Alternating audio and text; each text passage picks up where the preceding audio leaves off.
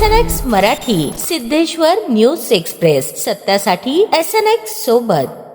यशस्वी रीतीने राबवली गेली तरी देखील आपण जिल्हा परिषद म्हणून पर्यावरणासाठी एक पर्यावरणाचा बांधिलकी असलेला उपक्रम आज राबवू शकू, ही विनंती मी तुम्हाला या निमित्ताने करत आहे.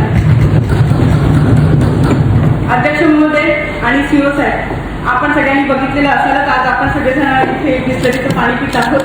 आपल्या सगळ्यांना पाणी येत आहे आणि तुम्ही बघितलं असेल बिस्लरीची किंमत ही साधारण 20 रुपये आहे.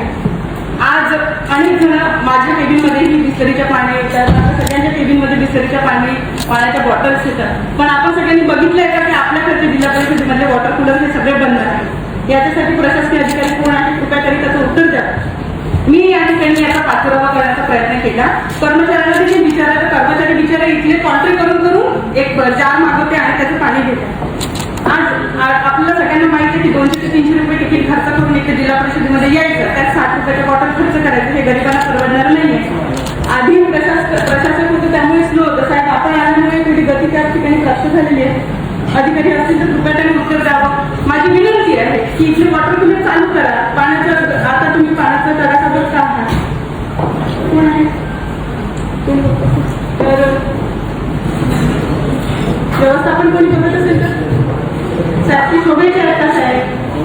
शोभेचे आहेत आपले वॉटर कूलर चालू करायचे. आपण त्याच्याला बांधकाम करून घेतो आणि करून देऊ. 3-4 वेळेस मिळायला आपण करून देऊ. हा, ते सगळे वरचं बंद आहे, त्याचं बंद आहे, सगळे करून बॉटल चालू असेल.